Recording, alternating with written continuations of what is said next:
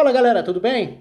A Inter já tem novo treinador, né? Depois da demissão do Conte, da saída do Conte, da forma que foi, o impasse com a diretoria, com os proprietários chineses também em relação à política de transferências para a próxima temporada, e o Conte acabou abandonando o projeto por entender que não estava sendo cumprida a promessa em relação ao projeto esportivo. A Inter foi no Simone Inzaghi.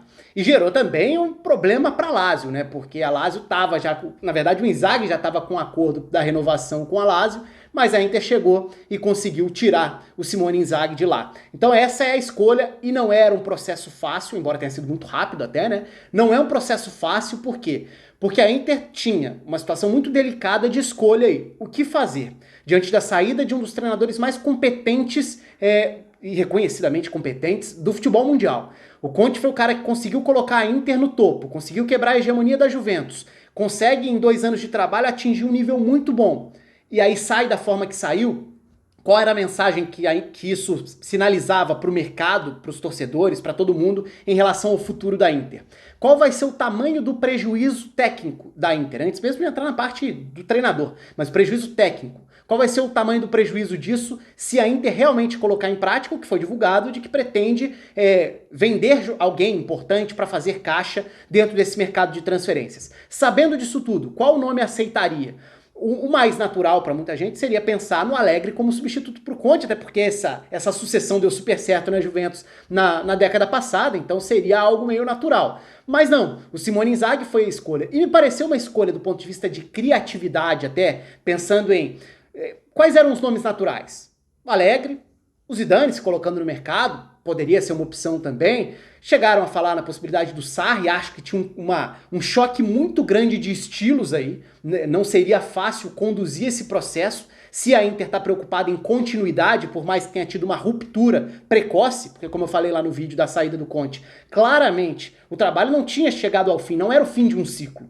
Claramente foi interrompido um trabalho que estava num nível muito bom e tinha fôlego para mais. Então o que a Inter quer? A Inter quer romper completamente com o que foi feito, mas qual o risco disso? O risco disso é você regredir alguns passos e de repente voltar para onde a Inter teve muita dificuldade de sair, que era do falta um degrau para chegar e brigar por título, falta um degrau para de fato ser campeã, para voltar a competir para valer. E a Inter foi no Simone Inzaghi.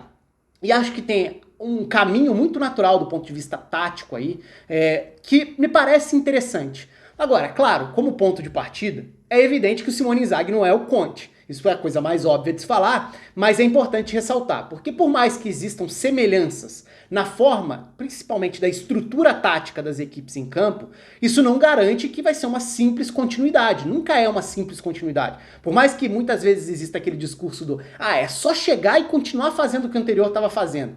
Tá, mas e como vão ser os treinos? Alguém vai precisar conduzir esses treinos, alguém vai precisar trabalhar com métodos. Esses métodos vão se refletir dentro de campo. Então não é simplesmente, galera, continua fazendo o que estava fazendo, que está muito bom. Então isso nunca existe na prática quando existe a troca de uma equipe, de uma comissão por outra. Então é claro que não é simples assim. Agora, do ponto de vista de adaptação das peças a determinados sistemas e ao estágio que o trabalho do Conte chegou na Inter, me parece a ruptura menos drástica possível do ponto de vista do mercado. Então a Inter foi a Lazio. O que o Simone Inzaghi fez? Vamos lembrar, né? Em 2016 o Simone Inzaghi assume interinamente no fim da temporada, 15-16, mas ali quase no meio de 2016, depois da saída do Pioli. Aí a Lazio vai e contrata o Bielsa. Só que o Bielsa desiste na semana seguinte. E o Simone Inzaghi fica. E ele acaba fazendo um trabalho muito bom ao longo desse período. Então a gente está falando aí de basicamente 5 anos de comando da Lazio, colocando a Lazio como uma concorrente frequente, constante na parte de cima da tabela, conseguindo amadurecer o time enquanto estrutura muito bem definida de jogo, com peças que atingiram um nível muito bom, sem ter um dos principais elencos da Itália, e com momentos em que claramente o time rendia mais do que se esperava. Por exemplo, na temporada passada, agora já retrasada, temporada 2019-2020. Antes da parada da pandemia, a Lazio estava num embalo absurdo. Depois sofreu com a volta. Muito assim, possivelmente, é impossível mensurar o quanto, mas possivelmente, provavelmente, um dos fatores foi um calendário mais apertado que acabou exigindo mais de um elenco que não tinha banco para conseguir manter o ritmo com jogos mais colados. Esse foi um dos fatores. Na atual temporada, oscilou também. É claro que o elenco da Inter é muito superior ao elenco da Lazio. Então o Simone Inzaghi vai ter uma pressão, uma cobrança, mas também um material humano superior ao que ele tinha. E não é que o elenco da Lazio não tenha bons jogadores, evidentemente que tem. É só olhar para os últimos anos, ver o nível do Luiz Alberto, ver o nível do Milinkovic-Savic, ver o nível do Immobile, para citar alguns jogadores, do Acerbi, do Lazzari nos últimos tempos aí também, para citar alguns nomes da Lazio, né? Algumas peças importantes, o próprio Lucas Leiva como peça importante à frente do trio de defesa. E acho que está muito nessa semelhança tática a ideia de continuidade. Porque vamos tentar comparar um pouco aqui as estruturas. O time do Conte, 3 zagueiros, então um time muito bem definido, né? A Inter campeã dessa temporada 2020-2021 foi uma escalação muito bem definida. Tinha Handanovic no gol, Skriniar como zagueiro pela direita, De Vrij como zagueiro central, Bastoni como zagueiro à esquerda. 3 zagueiros. É como o Simone Inzaghi jogava na Lazio. Então, me parece natural uma sequência de um sistema com 3 zagueiros. A gente não sabe quais peças vão continuar diante dessa incerteza do mercado da Inter, mas isso aí é uma outra etapa. Do ponto de vista de planejamento tático, começa tranquilo. Pensando em alas, né? A Inter tem Achraf Hakimi para a ala direita, para a ala esquerda, diferentes opções aí. Pode ser um Perisic para ser uma peça mais aguda, foi em alguns momentos, na verdade, né? O Darmian, em alguns momentos, foi importante na reta final da temporada, antes disso o Ashley Young, enfim, diferentes nomes que passaram pela ala pela esquerda. Mas a gente está falando de um sistema de 3 zagueiros e 2 alas. Os alas também são peças importantes na aceleração ao atravessar o campo nos times da Lazio. Vou falar um pouco mais sobre características coletivas já já. Mas, pensando em estrutura de meio campo, 3 meio-campistas. Na Lazio, Lucas Leiva, Milinkovic-Savic e Luiz Alberto. Esse era o trio base da Lazio. Na Inter, Brozovic, Barella e à esquerda terminou sendo o Eriksen a peça mais importante olhando para o todo, mas se a gente for pensar na era Conte, em dado momento foi o Sensi, depois o Vidal chegou a ocupar esse espaço do campo também, em alguns momentos o próprio Gagliardini, enfim, diferentes nomes. Mas se a gente for pensar a base do time campeão, a gente vai falar do Eriksen completando esse trio de meio-campistas, até porque o Eriksen foi importante ajudando o Brozovic em variações em estruturas de saída de bola, o que para mim talvez seja a grande diferença quando a gente olha para a forma dos dois times jogarem. E no ataque, a Lazio tinha Joaquim Correa e Immobile, por exemplo. A Inter tem Lukaku e Lautaro, ou pelo menos tinha na temporada passada. Não dá pra saber o que vai ser do futuro com o mercado que vem pela frente. Mas, olhando do ponto de vista de desenhos, ok, tá clara a ideia de uma continuidade aí. Dá para encaixar tranquilamente a escalação do Conte, a escalação campeã italiana, na estrutura que a Lazio usava, a Lazio do Simone Inzaghi. Então eu não imagino grandes modificações na estrutura do sistema tático. Pode ter variações? Claro que pode, vai depender do elenco que ele vai ter nas mãos, com as alternativas, com as variações e opções particulares dele, escolhas mesmo que o Simone Inzaghi vai adotar. Mas do ponto de vista de estrutura enquanto escalação, sem grandes sustos aí. Aí na questão de características coletivas, acho que tem uma diferença que é muito grande. A forma e o repertório de estrutura de saída de bola do Conte. A Inter tem e teve, embora sejam 2 times, aí eu vou começar pela semelhança para chegar na diferença.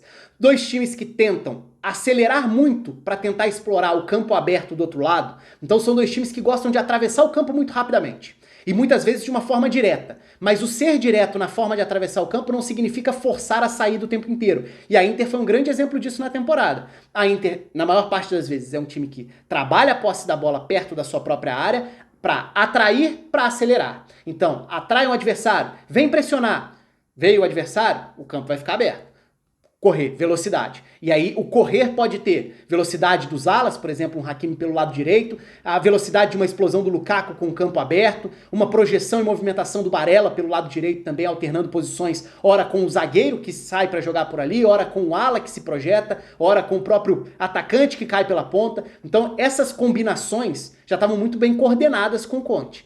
No lado da Lazio, também é um time que, se tem campo para acelerar, pode explorar muito bem o contra-ataque, porque sempre tentou jogar dessa forma. Nos melhores momentos, por exemplo, da temporada 2019-2020, era um time que tentava acelerar na hora de atravessar de um lado ao outro do campo. Mas quais as principais diferenças aí? Primeiro, solidez defensiva, e aí, é claro, a gente precisa falar também sobre um material humano melhor que ele vai ter, melhores zagueiros na Inter à disposição. Na Lazio a gente via erros individuais mais frequentes, que muitas vezes geravam gols que complicavam a situação dos gols sofridos. Então aí tem uma evolução enquanto elenco, ao ir para a Inter, ao sair da Lazio para ir para a Inter.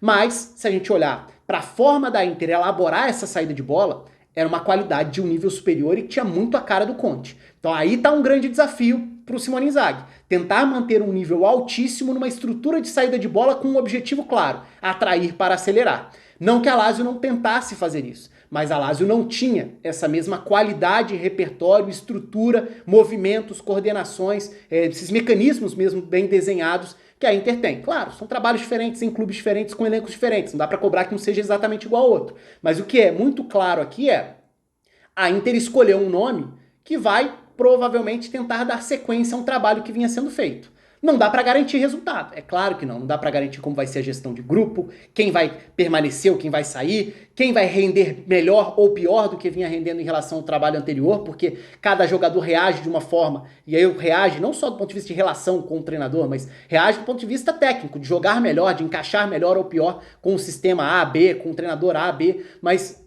são essas as questões. Acho que foi uma escolha lógica da Inter.